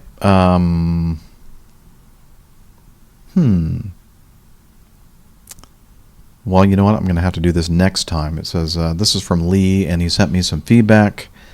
Wait a minute. Let me check my folder here just to make sure. No, I don't think I have that. So, yeah, we'll skip that and move on. And Lee, I promise that next episode I'll play your audio feedback. I just didn't prep it. Okay. Now we're getting into the territory where most of this feedback I have not read myself, so it's going to be a surprise for both of us. It's all been a surprise to me. So, Do you want to read this? sure. I can. This is from Chattanooga Tim. Start at the top here. So, it says, "Hey, Captain Jeff and fellow APGers. I give a +1 to Missouri Tom's recommendation of 35 miles from shore, the ditching and rescue of ALM Flight 980. I read it a couple of years ago. Awesome book. Here's another one if anyone is interested. An American Saga, Juan Trippe and His Pan Am Empire by Robert Daly. This book is an incredible history of the beginning of commercial aviation as we know it today. Everything had to be invented. Traditions, superstitions, routes, radios, navigation, runways, procedures, uniform standards, pride in appearance, breeds pride in job, instills confidence in the passengers. Just like shiny cowlings and polished exhaust stacks. They came up with the idea of checklists. It has an incredible cast of characters, German mechanic, espionage. They were the original Air America to OSA, now CIA. Stories. Lindy would trim the aircraft and join the passengers in the back. It's a good story. Trippe had to say in the development of every airplane. Trippe had his say in the development of every airplane, from the biplane to seaplanes, and to the first jets to the 747 and Concorde. Seaplanes were so successful because pilots could always find water when the engines quit. That's always nice. I don't know that. Well, yeah, I guess it depends on where you are. Yeah. At least you have the option. Yes, you do have that option. The wings were so thick, mechanics could work on the engines in flight. I could go on and on. My 70-plus-year-old dad isn't an aviation buff, but he read it once and then read it and then read again. I think read again to make sure he didn't miss anything. Warning, if you read it, you will become that guy who just won't shut up about it. Again, An American Saga, Juan Trippe and His Pan Am Empire by Robert Daly. I'm sure there are still some Pan Am people still around at Acme. Yeah. May your week be first in line. Not sure what that means. I don't know either. That's why I thought. Thank you. May your week be read first that. in line as well, Chattanooga Tim. He said, P.S. I'll send you a link to borrow the book from my Kindle account. Oh, cool. And there it is. He sent me a link to. I have not read it yet, Chattanooga Tim. Thank you, though. I mean, I love that whole era of aviation and the flying boats and that kind of thing, and the airships, and Sure. I just think that's also cool. And back in the days when people would dress up to go flying, it was like really something special. Nowadays, it's just I never dress up to go Greyhound. flying. Well, I mean, we're in a different world now. You're young, and that's just not what people do anymore. I don't know. Some people look like such slobs when they get on airplanes, though. I'm not that person. No. So I think whoever's sitting next to me will appreciate the fact that I've showered and, we all. Yes. Because everyone's been next to that person who. Yeah. Oh, has man. not Sometimes people getting off the airplane are from, let's say, maybe cultures or countries where deodorant is not a word in their dictionary. Sure. Wow. But, I mean, a lot of people would say. That's different, though. That's a cultural thing. It's more the. Yeah, it's not necessarily. That doesn't necessarily mean they're not clean. Right. It's just that they have different standards. Yeah. So check it out, An American Saga, Juan Trippe and His Pan Am Empire by Robert Daly. And that book that Tom recommended, 35 Miles from Shore, The Ditching and Rescue of ALM Flight 980, was so good that I've already finished reading it. And I highly recommend it to anyone who is interested in aviation stories, and this is a true story, and I didn't really know anything about it at all, and really makes you think about flying over water and the possibility of ditching and such. Thank you. Used to think about it a lot more when we would fly out to the Outer Banks. It's not so much recently. So yeah. Okay. Hey. Mechanic Bob sent me some audio feedback. Let's hear what he has to say.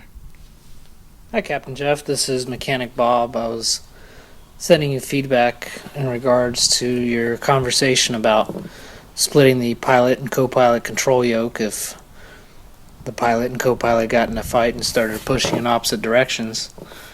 Anyway, one of the aircraft that I work on, the Cessna Citation 10, it actually has a manual system to split the pilot and co-pilot control yokes in an emergency if a control surface was to get jammed or something.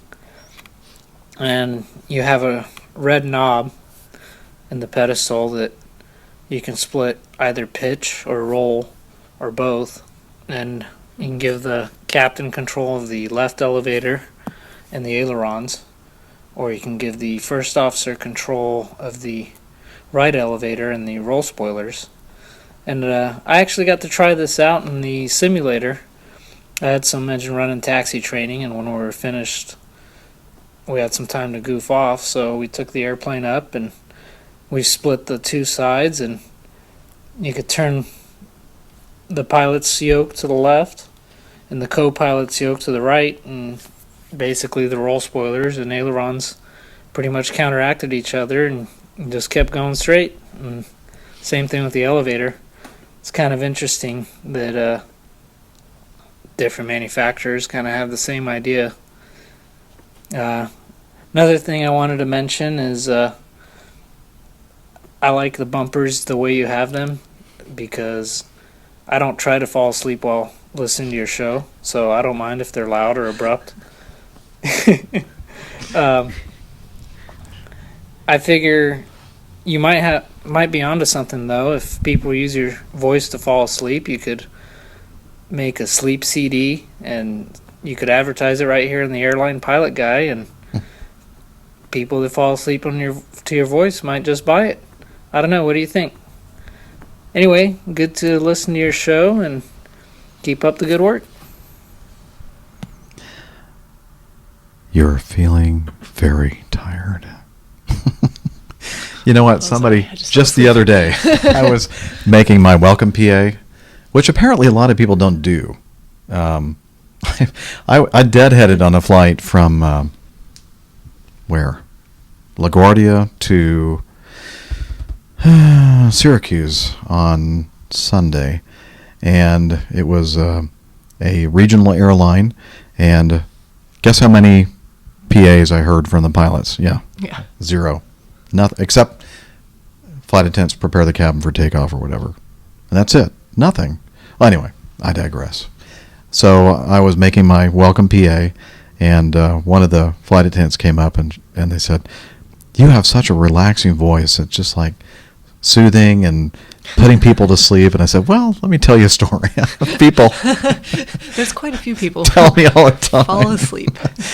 And actually, you know what? I have to admit, I've admitted this before. When I listened to my show, just to make sure I didn't have like big gaps of silence or whatever else, I kind of tend to fall asleep too. Like, I don't really know how you people listen to me for 2 or 3 hours.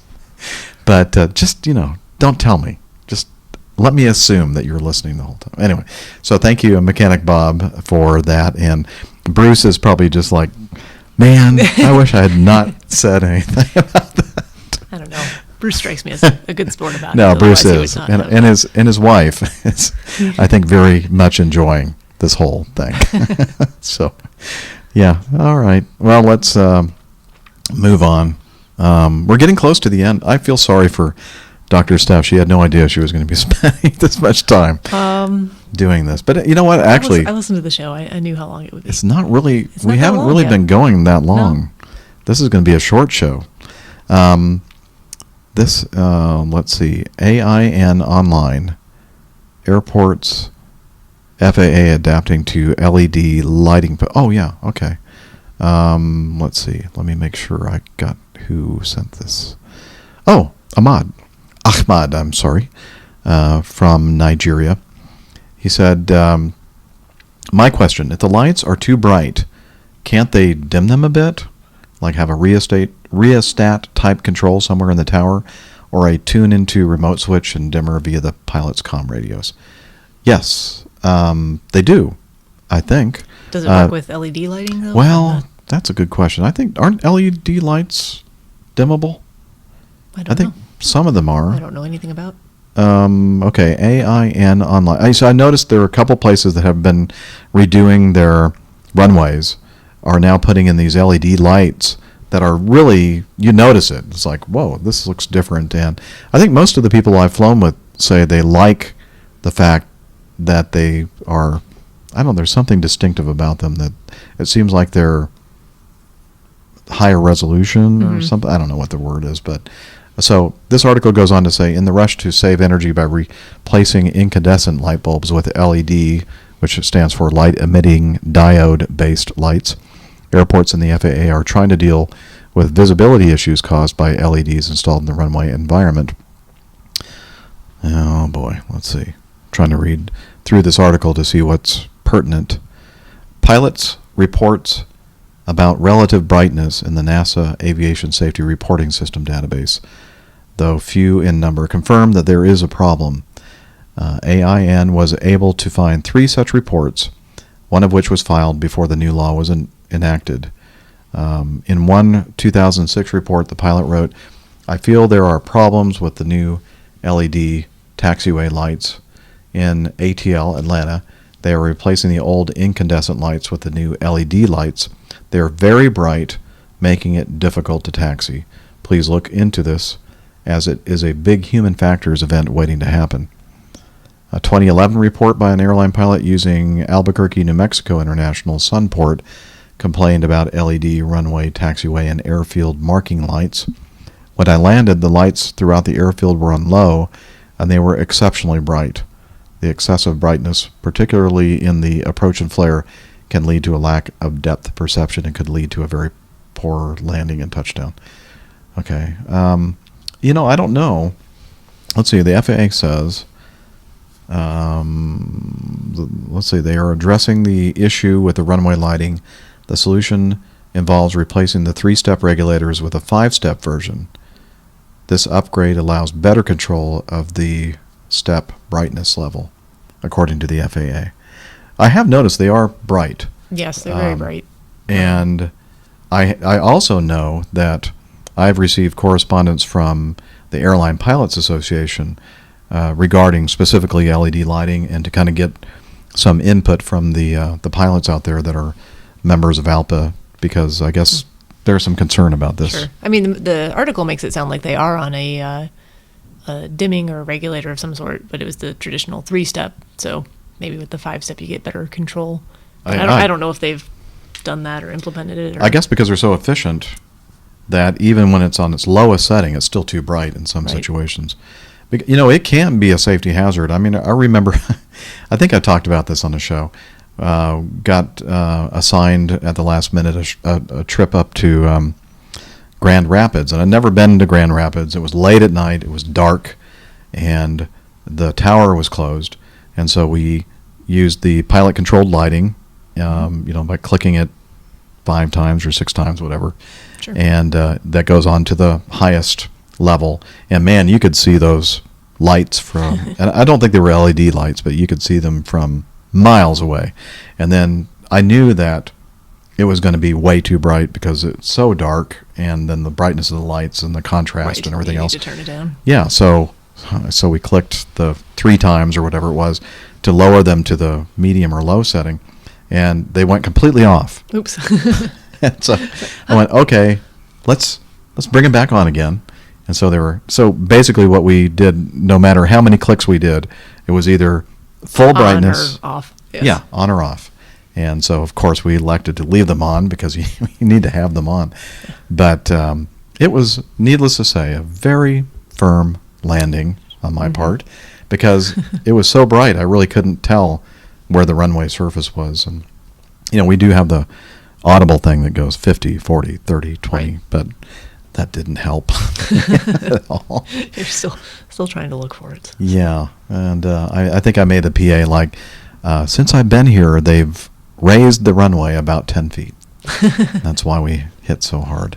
I may have done my, please be careful opening up the overhead bins, because sure as heck after that landing, things are going to be rearranged. Okay, so I hope that answers your question, Ahmed. I think they do have rheostat. No, not rheostat control, because that would be like a smooth dimming control. That would be But nice. there's typically a stepwise control of lights, and it's usually a 3 setting, at least at small general aviation airports where it's pilot controlled. It's 3 clicks, 5 clicks, or 7 clicks. I'm glad they're addressing this, because it can definitely be a safety hazard. Rick writes again, almost 10 hours into a 13-and-a-half-hour flight. Episode 151 is keeping me alert and awake. thanks as always. So he has a picture of, oh, look, it's my podcast on his... Looks like an iPhone. Yeah, an iPhone or something. Yeah. I'm sure whatever it is, it's very legal. Yes. Yes. And finally, wow, I can't believe this. Look at that. It'll be under 2 hours. It's under 2 hours. And we have some audio feedback from Stuart in the UK. Let's hear what he has to say. Hi, Captain Jeff. Stuart speaking. Just a quick question for you, really, regarding your EFB, your electronic flight bag. Casting my mind back, it was only a few months ago that you were telling the APG community that you had taken delivery of the EFB, and now you've had a few months to get out there and use it in practice. I just wanted to know how it was going. What advantages have you noticed? What disadvantages, if any, have you noticed? And I wanted to ask you if your checklists are now on your EFB or if you're still working from printed checklists. I was just wondering if you had emergency checklists as a standalone print off rather than on the EFB. I'm imagining that in an emergency situation, you know, perhaps fiddling with a tablet in order to bring up information is perhaps not really what you want to be doing. You just want to get your hands on a checklist obviously sooner rather than later, and perhaps getting hold of a printed checklist is the quickest way of doing that.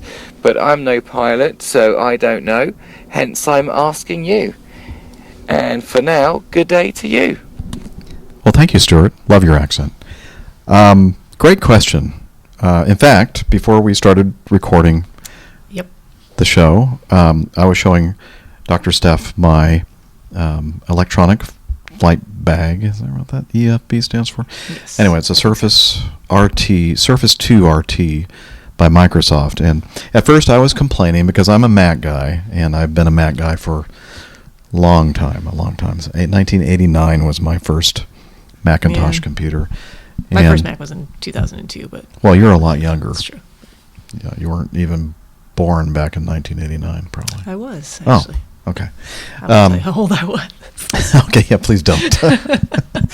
So, I'm used to my iPad, and I was using my iPad with the Jeppesen Flight Deck Pro software. And so I was a little ornery when I found out that our company, Acme, had decided to go with the Microsoft product. And, you know, honestly, I have to say that I'm really getting into this thing as far as using it for an EFB, because I really like the ability to do the split screen thing. And I was just, as we were listening to your audio feedback, Stuart, I was showing Dr. Steph that I can do these split panes, and I can actually bring up the normal checklist. I can zoom in. So you can see the checklist, and you can see you got an arrival pulled up there, a star. You know, and you can adjust the size of the split screen. So if you need to, you know, all of a sudden take a look at a checklist in greater detail, you could do that, or you can go back the other direction. Yeah, it's pretty slick. Yeah. Now, they have not officially, the reason why I'm doing it is because I have a feeling that this is the direction we're going, to completely eliminate every piece of paper manual and checklist and everything else. I don't know that if that's true or not, but I sense that maybe the QRH, the Quick Reference Handbook, may always be there in the paper. Right. Because, I mean, that is something you want to make sure you're going to have access to. So if the long shot, both tablets somehow lose all their juice, you have a checklist to refer to. So I have a feeling that that's something that we're going to have forever until they get rid of the pilots. Yes, well, that's coming too, apparently. So, yes. So look forward to that day. But I wouldn't be surprised if, well, you know, I don't know if it's a big deal, you know, supplying these laminated paper checklists that we use for normal operations. So maybe we'll have those forever as well. But I've been kind of practicing using the checklist with my tablet. Going back to your first question about how, what is my experience with it, and I think it's been very, very positive. Most people I fly with are positive about it as well.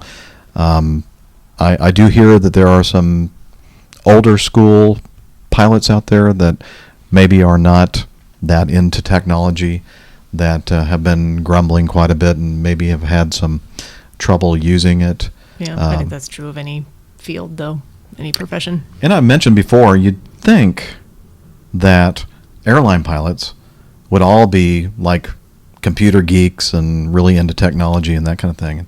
It's really not true at all. And it's probably true in your field as well. It's probably more true. Yeah. I mean, there's plenty of older generation physicians who are not on board with electronic medical records, and I mean, typing notes and losing their dictation is. And they. Yeah, I know of one recently who he said, "That's it, I'm done, retiring." Don't want to deal with it. That's what he was telling his patients. That was the reason he retired. I would not be surprised if that's happening in my job field as well. But I think, again, the people that I'm flying with are not captains, old geezers like me. I'm flying with the younger generation first officers, let's say 45 years old or 40, 35, 20, well, probably nobody that young. But so they're used to this technology, and it's not a big deal for them, and they're loving it, and I'm loving it. I really do like the Microsoft Surface ability, the software, to do these split screen views. My typical workflow now is that I can pull up, I actually use my iPhone as a hotspot, and on the Surface tablet, I turn on the Wi-Fi because it's only Wi-Fi. It doesn't have a cellular antenna. I pull up the page on the Acme website that I can go to the flight plan, and it's really cool because Acme has set it up so that when you go to that site, that page, it knows which is your flight that you're on right at the moment. So it's already there. All the information's filled in. You just hit a couple buttons. It copies the flight plan to the clipboard, and then you go over to the Jeppesen app, and when you fill out a new flight plan, you just basically do a press and paste thing, nice. And it fills in the path, and then it draws the nice route of flight on your map. It's not a moving map display. We were talking about that before we started the show tonight, and I have a feeling that in future, like when this tablet gets too old, because I think we're leasing these things, when it gets to the point where we're looking for a replacement, that the new tablets will probably have the ability to do GPS and have like your airplane like on ForeFlight. What you're doing, right. With ForeFlight. I use ForeFlight all the time. So and I'm hoping also, really hoping that we'll have the ability to do NexRad radar overlays like ForeFlight if you have the service and you have the equipment to pick all that up. Yeah. And there's no reason why we shouldn't have that as airline pilots, because it's safety related. But anyway, so yeah, my bottom line is that I really love this EFB, and I've really warmed up to the fact that it's not an iPad, and so that's it. So thanks again, Stuart, for your feedback. I do appreciate it. And that brings us to the end of the show, and it's kind of a nice, refreshing, short show for many of you, and me too. And it was such a pleasure having a co-pilot tonight, Dr. Steph, join me. Thank you very much for having me and inviting me. I enjoyed it greatly. And I'm looking forward to getting something to eat because I'm hungry. Yeah, it's kind of late. And let's see, what else? If you're watching the video version of this, head over to airlinepilotguy.com. I'll have the show notes there for this episode, as well as information about the Airline Pilot Guy Coffee Fund and other information. Oh, by the way, Arash, the web guru for the site, has done a fantastic job of kind of integrating the Airline Pilot Guy community. It's kind of like a little mini Facebook kind kind of experience there. And soon we're going to have forums and all kinds of great stuff and reviews of. To check that out. Yeah, and do that because he's been really working hard with that. And still a work in progress, but anyway, what else?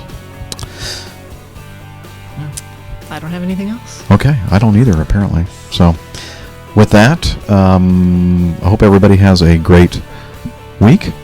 And is that still going? Yes. Okay, good. my iPhone battery is my iPhone doing the video is squawking at me right now and giving me all kinds of warnings. So that's usually my indication it's time to stop talking and to say, wishing you clear skies, unlimited visibility, and tailwinds. Take care and God bless. Bye. Thanks for having me. You're welcome. Okay. There we go.